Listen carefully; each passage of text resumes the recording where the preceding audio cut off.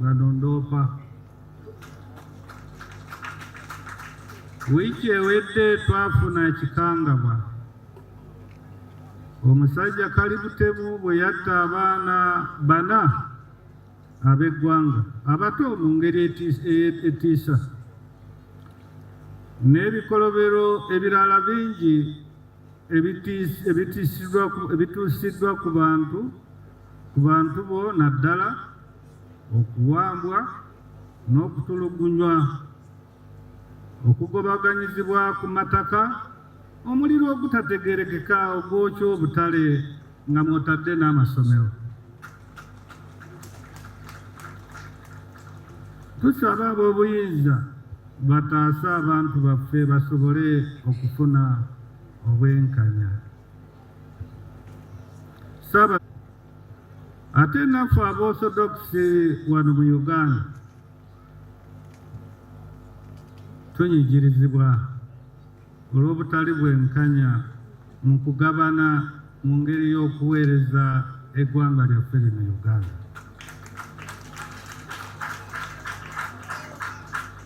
Kimanyiddwa bulungi nti ssebateeka w'eggwanga ekirambika bulungi nti ffenna tusobola okufuna akafu ne tuweereza Uganda yaffe.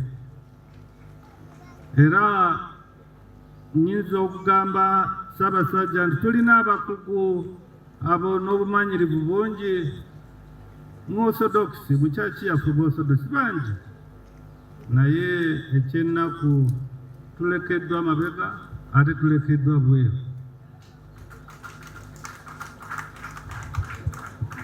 Kkiriza Ssaabasajja Kabaka waffe omwagalwa, omukolo guno ogw'amazaalibwa gwe wasiima gukolebwe wano e Namuŋŋoona.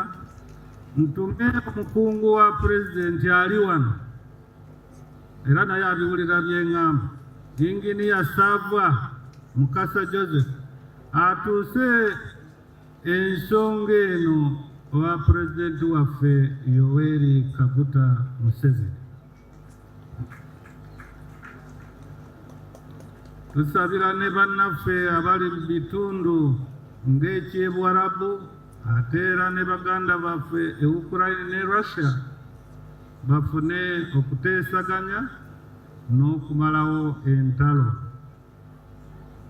Ssaabasajja, tukwagaliza amazaalibwa amalungi.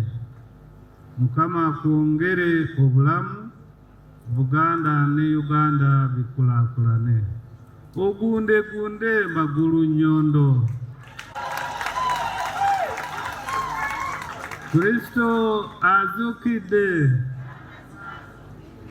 Ssebo nze akuleetera Ssaabasajja obubaka buno okwaniriza kuno, nze Ssaabalabirizi Hieronymus Muzeeyi ow'Eklisiya y'Orthodox ate era nga ye Ssaabasumba wa Kampala.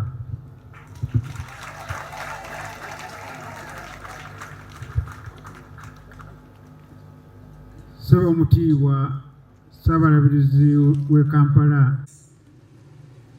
Leadership, health, and togetherness. Buganda is perceived as a cooking pot seated on 3 cooking stones. The royal lineage out of which the Kabaka hails, the kingdom officials who execute the Kabaka's mandate, that is the Katikkiro and other officials, and the clan system which binds all of us in brotherhood with the custodian of our heritage, who is none other than Ssaabasajja Kabaka Ssaabataka. The leadership provided by these 3 interwoven institutions has guaranteed the integrity of the kingdom in the last 9 or so centuries. Yesterday, we had the Kabaka's birthday run, which, as always, is pegged to a health theme. This time, like 7 years before, our focus is on banishing HIV/AIDS out of Uganda by 2030. If the people of Buganda are in good health, then we shall be able to realize our social and developmental goals. The third element of togetherness or unity need not be overemphasized. While we profess different religions or political beliefs, and while we come from different ethnic backgrounds, we still have more in common, and we should always work together, which undoubtedly will lead us to victory. Kamalirize nga yozanna mu nswa tusaba omutonzi amuwe obulamu obujjudde emirembe n'essanyu.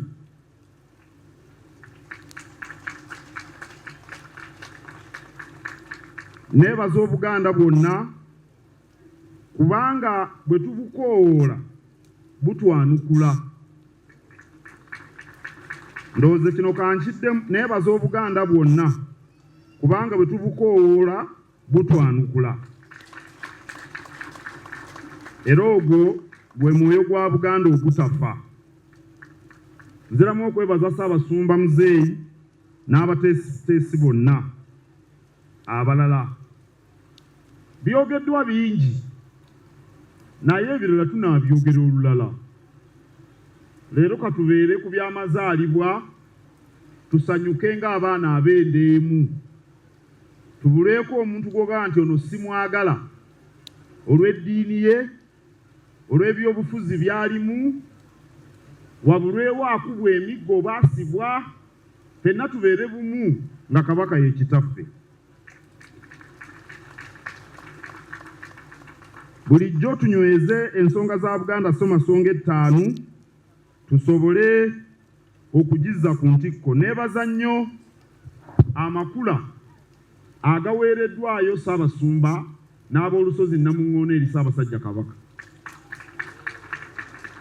Neebaza nnyo n'amakula agaleeteddwa amasaza ag'enjawulo. Bassebo abaami mwebale nnyo, mwebalire ddala. Kano tikalekeka. Olunaku lwajjo BBS Terefayina yawezezza emyaka 10 nayo tugiyozeeyoze.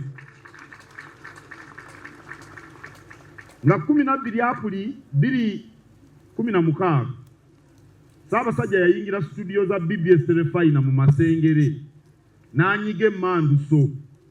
Enkeera ne tugenda King's College Buddo yewaali amazaalibwa ge ag'emyaka 61. Mwe mukula ne Kabaka ba BBS temutuyiwa. Neebaza abaana abayimbye obuyimba wano. Obuyimba nga buwoomye bannange.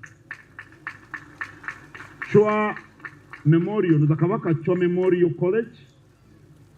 Abaana bayimbye bulungi. Neebaza nnyo abaabatendeka, abaabayigiriza amazina. Mubakubire engalo abaana. Mwe temuwoomeddwa. Waliwo n'abalala enkuba eno. Obwedda mbadde ŋŋamba bano aboogera mwogere bitono abaana batuyimbire naye nga tebakkiriza. Obanga obubaka nga tebabufuna. Abaana beetegese emyezi n'emyezi baagala kuyimbira bagenyi ba Kabaka. Tetuli wano twogera tetuva ku mizindaalo. Kale abaana tubongere engalo. Era abaana bonna ndooza banaafuna omukisa okuyimba, tewali kibagaana ne Katikkiro ne bw'aba amaze okwogera. Kaakati ekisembayo ŋŋenda kubagabula. Ŋŋenda kubagabula, temuli bantu ba Kabaka. Yaŋŋamba bwe mukuŋŋaana nga mbagabula. Awo nno enteekateeka eyo nayo weeri. Era awo nnyongera okwebaza abateesiteesi kubanga ndooza teri anaava wano nga talidde. Ssaabasajja Kabaka wangaala. Buli kimu akiyina naye tabaddeeko yadde minisita. Lwaki bamusosola? Nze mbadde ndowooza ayogera ku ye. Ate nga obusobozi Abakristiyani Aborthodox abateefu tubuyina. Naffe tuvaayo okwekubira omulanga mu bifo eby'enjawulo Orthodox ekiikirirwe.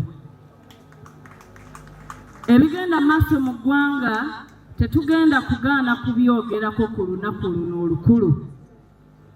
olwaleero mbadde nzija ssebo w'ekitiibwa Katikkiro ne ndaba ku X nga waliwo omutemu gwe balese mu kkooti y'abantu naye bamulese bamuwa embejja, bamulese bamukuumye, bamulese nga balinga abaleeta zaabu.